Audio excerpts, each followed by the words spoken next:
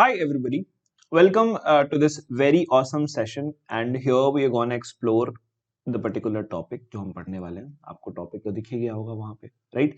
लेकिन हाँ, सबसे अच्छी बात यह है कि जब हम सरफेस एरियाज एंड वॉल्यूम्स पढ़ते हैं ना, तो हम एक्चुअली में उन फिगर्स को ना अपने अगल बगल देख पाते हैं, वो भी जो सॉलिड्स होते हैं या फिर कई बार मतलब अलग अलग कॉम्पोजिशन ऑफ फिगर्स भी होते हैं. फॉर एग्जांपल, अब आप एक सिलेंडर उठाओगे या फिर आप एक कुछ और लाइक उठाओगे तो उसमें ना हो सकता है कि कोन और सिलेंडर को मिक्स करके बनाया गया हो या कोन और सिलेंडर के कॉम्पोजिशन से बनाया गया हो. तो there are number of ways possible to have a look on these kind of solids. ठीक है, तो हमारे पास रेडीली अवेलेबल होते हैं, तो we are also very much sure about these things. Okay, now the first thing is that ये आपके लिए है, डिस्क्रिप्शन बॉक्स में लिंक है.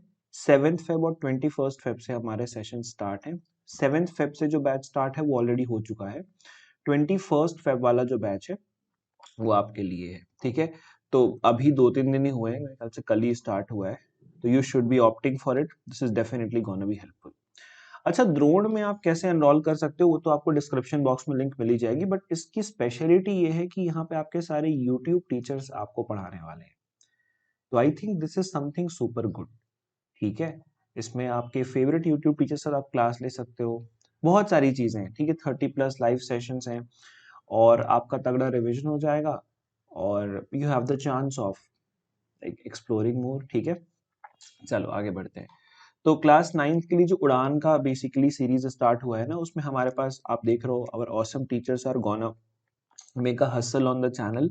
वहां पे बहुत ही सही तरीके से, तो आप जैसे कि 9th के ना बच्चों के एग्जाम स्टार्ट होने वाले होंगे, तो मेरे ख्याल से ये काफी ज्यादा आपको हेल्प करने वाला है. वहां पे मॉक्स की डेट्स आप जरूर ध्यान रखें. ठीक है, 10 AM और दूसरा है 2 PM पे, और 5th मार्च और 6th मार्च को टोटल 4 पेपर्स हैं.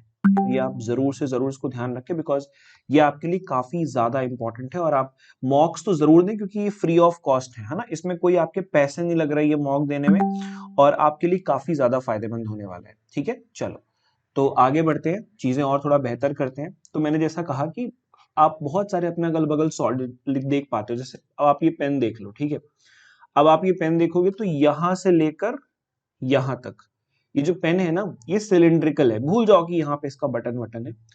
और फिर आप देखोगे यहां से लेके यहां तक ना, ये थोड़ा सा कोनिकल है. हाँ, थोड़ा सा फ्रेस्टम टाइप का दिख रहा है, बट आप देखोगे यहां से लेके यहां तक ना, अगर आप कंप्लीट स्ट्रेच कर दो उसको, तो थोड़ा सा कोनिकल दिख रहा है. I just bring little bit near to the camera. हाँ, तो अब देखोगे यहां से तक ना थोड़ा सा सिलिंड्रिकल है, बाकी यहां से यहां तक तो मेरे ख्याल से ये काफी क्लियर है आपको. ठीक है, तो इसी के रिस्पेक्ट में हम ढेर सारी चीजें पढ़ते हैं.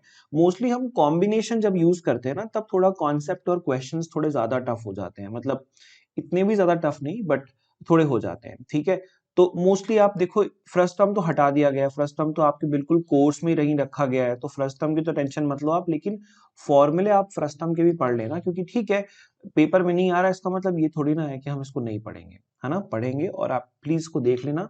मैं एक काम करूंगा, मैं एक छोटा सा सेशन बना दूंगा फर्स्ट टर्म के ऊपर, ताकि सबको फर्स्ट टर्म पे काफी बिल्कुल मतलब पढ़ तो जरूर लेना, भले ही आपके पेपर में आ रहा हो या ना आ रहा हो. ठीक है, क्योंकि पहले तो आता था ना, वो तो ठीक है, कोविड वोविड के चलते अपन ने कम कर दिया. ठीक है, देखो सारे फॉर्मूले आपको पता है. अगर मैं आपको दिखाऊं कि फॉर्मूला शीट, इसको भी स्क्रीनशॉट लेके रख लो. ठीक है, रीजन इसका ये है कि आपको ये सारे फॉर्मूले आने चाहिए. देखो, जब आप एग्जाम देने जाओगे ना, जब आप एग्जाम की हॉट सीट पे बैठोगे, तो वहां पे आपको कोई फॉर्मूला बताने वाला नहीं आएगा.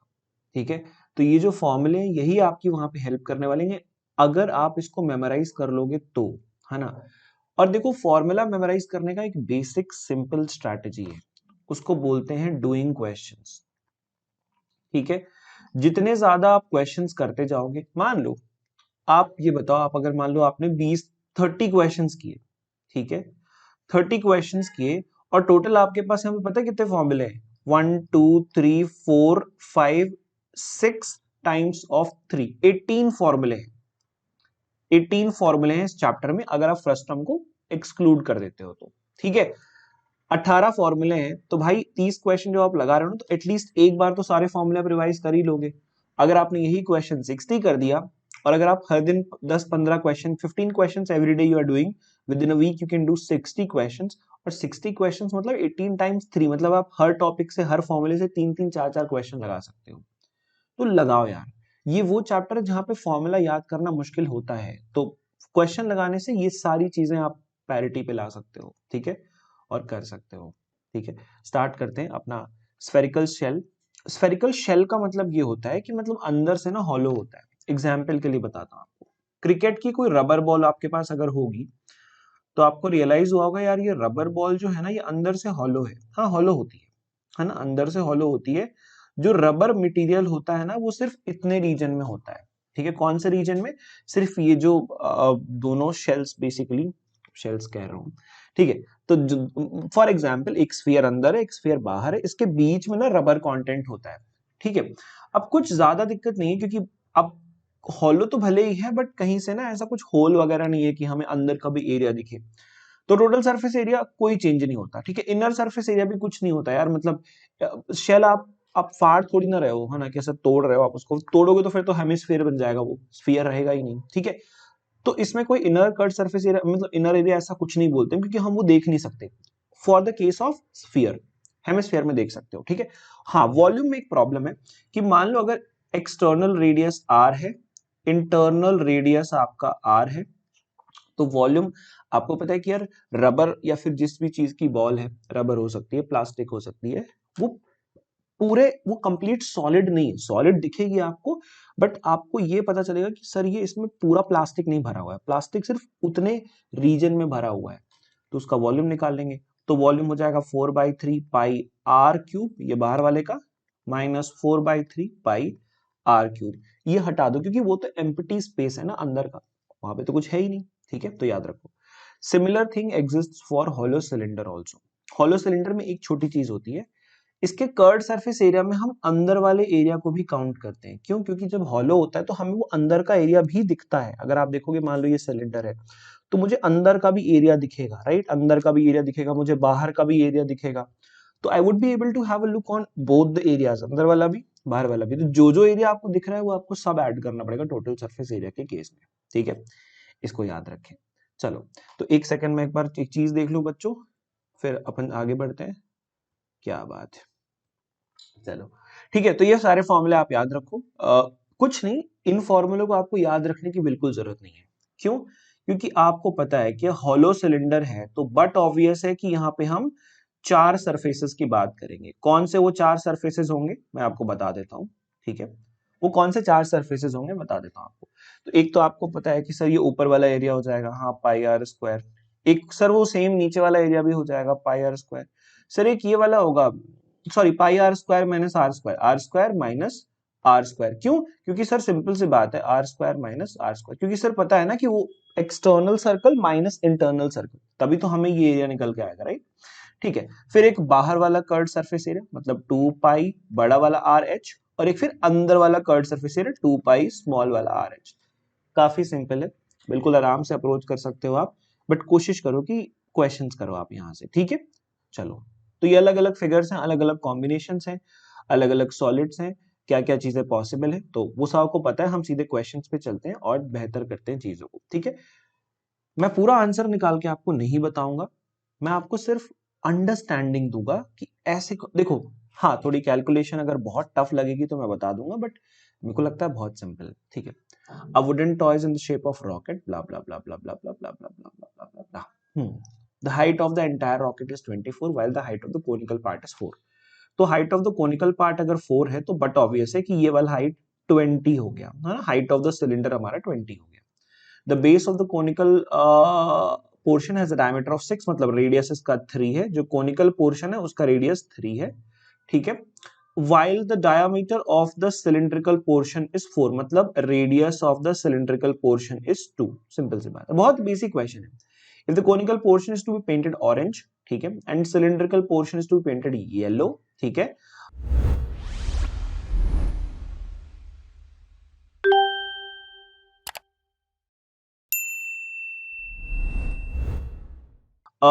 Find the area of the, देखो अब यहाँ पे दो चीजें हैं बच्चों, आप पेंट कहां कहां पे कर रहे हो। देखो, एक तो आप इसका कर्ड सरफेस एरिया पेंट कर रहे हो, और ये किस कलर से पेंट कर रहे हो, you are painting it with, if the conical portion orange, इसको आप ऑरेंज से पेंट कर रहे हो, ठीक है ना। अब ध्यान से देखो, बहुत इंपॉर्टेंट है। और इसको आप येलो से पेंट कर रहे हो, you are painting this with yellow, तो इसका बेस एरिया भी आप येलो से पेंट करोगे, बिल्कुल बिल्कुल बिल्कुल कोई दिक्कत नहीं। एक प्रॉब्लम है सर, जो हमें इसको थोड़ा सा क्लोजली ऑब्जर्व करते हैं, है ना। देखो ऑरेंज, ये इसका एरिया क्या होता है, पाई आर एल। येलो से कौन सा एरिया पेंट कर रहे हो, पहले तो कर्ड सरफेस एरिया मतलब 2 पाई आर एच, ठीक है, इसको आर बोल देते हैं क्योंकि थोड़ा बड़ा रेडियस है इसका। और येलो वाला ये हो जाएगा पाई स्मॉल आर का स्क्वायर, ठीक है, सिंपल, इतना कर सकते हैं। एक एरिया और है जो प्रॉब्लम क्रिएट करेगी, वो है area of the base of cone, क्योंकि कोन का बेस कुछ ऐसा दिखेगा, सिलेंडर का बेस थोड़ा छोटा है, और सिलेंडर वाले पार्ट को तो हम पेंट कर ही नहीं रहे हैं, हम तो पेंट कर रहे हैं सिर्फ इस वाले एरिया को, क्योंकि वहां तो हमको वो एरिया दिख ही नहीं रहा ना, सिलेंडर वाला जो एरिया है वो कहां से दिखेगा हमें। तो इसमें क्या हो जाएगा, इसमें एक और छोटा सा, अब क्योंकि वो भी तो कोन का पोर्शन है, सिलेंडर का पोर्शन तो ढक चुका है, वो कोन का पोर्शन है, तो उसको भी हम ऑरेंज से ही पेंट करेंगे, ठीक है, क्योंकि बोला है कि कोन के हर एक पोर्शन को आपको ऑरेंज से पेंट करना है बस। और ये कैसे निकालेंगे, pi are square which is the bigger r basically cone का, माइनस पाई आर स्क्वायर जो कि smaller r of the cylinder, बस हो गया काम, लिख देते हैं। अच्छा यहां पे एल नहीं दिया है, एल आप निकाल लो, क्योंकि लेंथ अगर ये वाली हाइट 4 है तो एल पक्की सी बात है पाइथागोरस थ्योरम से 5 आ जाएगा, ठीक है। तो पाई आर एल मतलब 22/7, या पाई लिखते हैं, अभी पाई के टर्म्स में आंसर निकालते हैं। पाई आर है आपका कितना 3, और एल कितना है आपका 5, तो इसका curve surface area 15 pi R है, इसका भी निकाल लेते हैं। पाई कॉमन ले लो, आर स्क्वायर मतलब बाहर वाला रेडियस 3 है, अंदर वाला रेडियस 2 है, तो 3 स्क्वायर माइनस 2 स्क्वायर, ये कितना आ रहा है, पाई times of 9 minus 4 is gonna be 5, ठीक है। अब ये वाले जो पार्ट है ना, ये आप येलो से ऑरेंज से पेंट कर रहे हो। अब येलो वाला देखते हैं, तो 2 पाई आर कितना है, जो सर्कल का नहीं, जो आपके सिलेंडर का रेडियस है वो कितना है, वो 2 है, तो 2, और हाइट कितना है उसका 20 है, तो आंसर आ रहा है 80 times of pi which is equal to 80 pi. Pi are square कितना आएगा, पाई और आर कितना है आपका, R is equal to 2 sorry, तो 4 हो गया, टाइम्स ऑफ 4। तो इतना वाला पोर्शन ना आप येलो से पेंट कर रहे हो विच इज गोना बी, इसको ऐड करोगे तो 84 पाई आ जाएगा, ठीक है। इन दोनों को ऐड करोगे, इन दोनों को ऐड करोगे तो ये आ जाएगा आपका 20 पाई।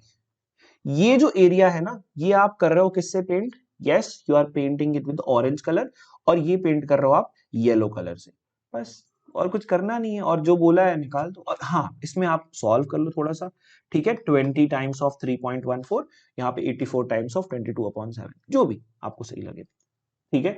तो आई थिंक ये काफी सिंपल है, ठीक है। तो येलो वाला पोर्शन कौन सा, ऑरेंज वाला पोर्शन कौन सा, ये आपको क्लियर होना चाहिए, ठीक है।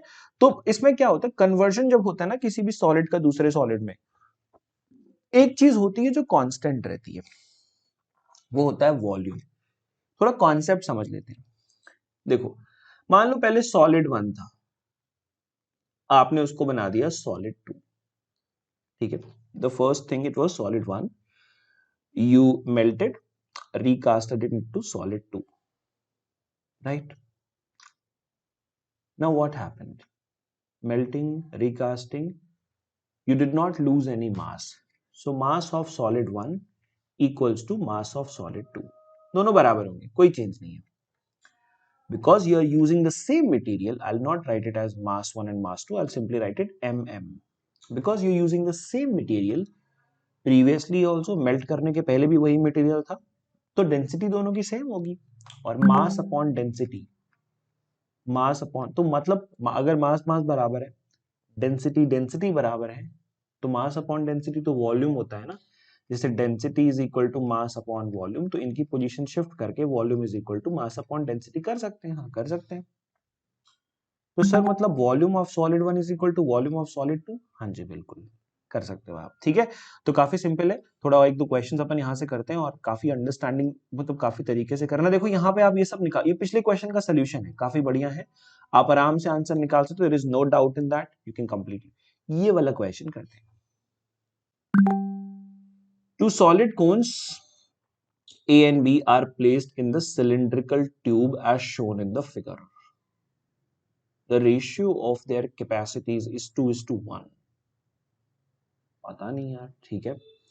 Find the height and the capacities of the cone. Okay. Find the volume of the remaining portion of the cylinder. ये बोल क्या रहा है? two cones A and B are placed in the cylindrical tube.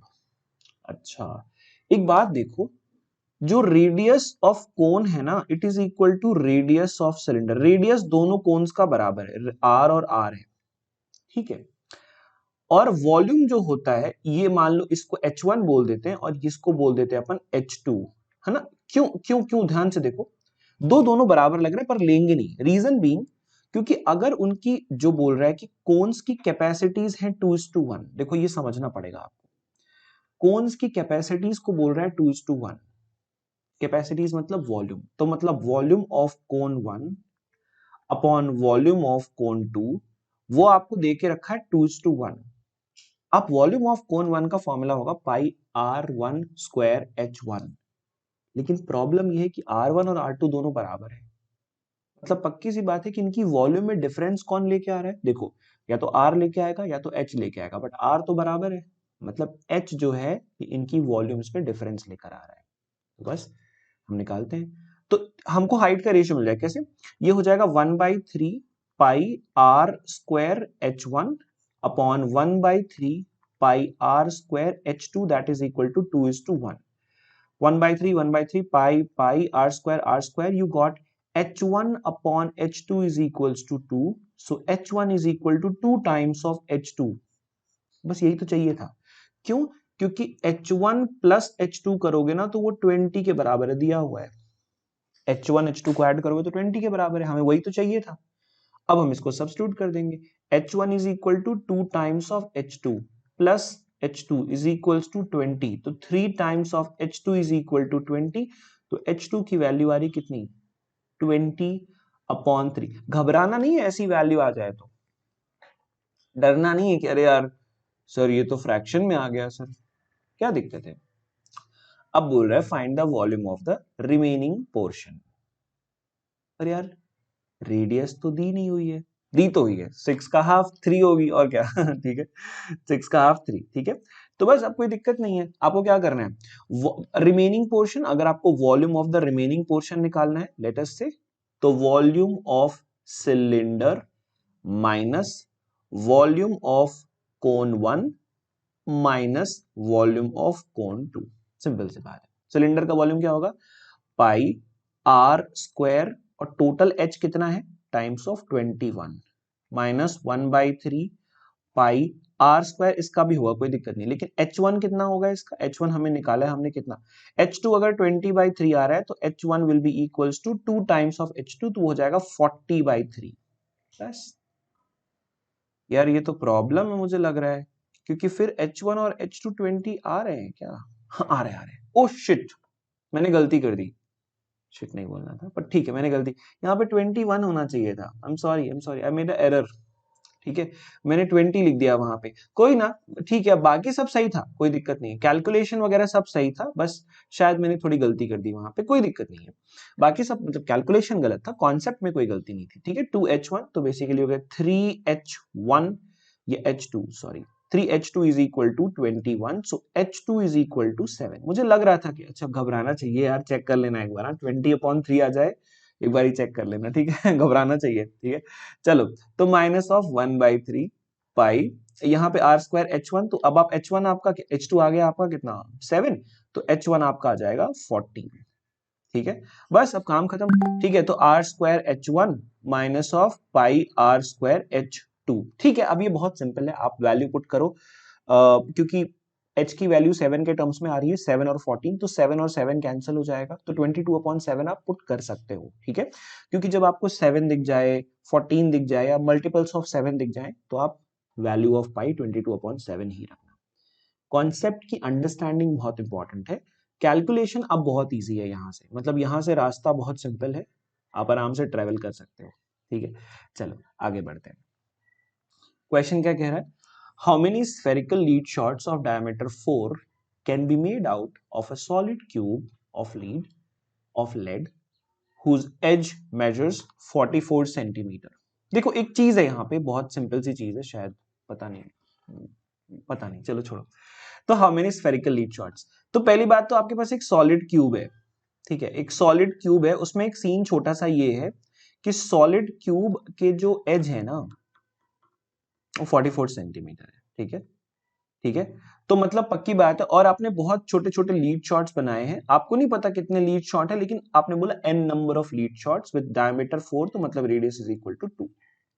तो आपको अच्छे से पता है sir the volume of one cube means 44 times of cube will be equals to volume of n number of lead shots. n number of lead shots का volume होगा volume of one lead shot, मतलब 4/3, pi means 22/7, r cube means 2 times of 2 times of 2 multiplied by n, क्योंकि एक का इतना है तो n का इतना होगा। ठीक है, इधर यहाँ पे 44 क्यूब को मैं हल्का सा बदल के लिख सकता हूँ 44 times of 44 times of 44, 44 times of 44 times of 44। अब बहुत सिंपल है, 22 सीधा 2 से कैंसिल हो गया, 2 यहां सीधा 2 से कैंसिल होगा, 2 यहां पे फिर से 2 से कैंसिल हुआ तो आ गया कितना 22 आ गया, और 2 यहां फिर से 2 से कैंसिल हुआ तो 11 आ गया। ठीक है, आप फिर इसको 4 से कैंसिल हो तो यहां पे फिर आपका 11 आ जाएगा। ये 7 और 3 आपका ऊपर जाएंगे तो पता चला 11 multiplied by 11 multiplied by 7 multiplied by 3 is equal to number of lead shots. निकाल सकते हो, मैं नहीं बता रहा। ठीक है, 2 लाइन का क्वेश्चन था ये, बहुत ही गंदा, एकदम गंदा वाला। ठीक है, चलो ये क्वेश्चन है, सेम कॉन्सेप्ट है, बिल्कुल सिमिलर डिजाइनिंग है क्वेश्चन की, कर लेना, होमवर्क है। आंसर मेरे को आप कहां पे दोगे? कमेंट बॉक्स में। I will be definitely reading your answers, so please do comment on the comment box. या thank you so much. Drona के लिए मैं फिर से आपको एक बार बताना चाहूंगा बच्चों कि डिस्क्रिप्शन बॉक्स में लिंक है, कूपन कोड है मेरा DP Pro, मैं यहाँ पे लिख देता हूँ DP Pro। ठीक है, ये कूपन कोड यूज करके ना आप डिस्काउंट्स गेन कर सकते हो, but if you want to use some other coupon code, you are absolutely good, मजे करो, कोई दिक्कत नहीं है। ठीक है, बट हाँ क्वेश्चंस आप वहां पे बेहतर तरीके से लगा पाओगे, आप अपने फेवरेट टीचर साथ पढ़ भी पाओगे, तो काफी अच्छी चीज है ये, तो गो फॉर इट। ठीक है, thank you so much, have a good time, lots of love to all the people.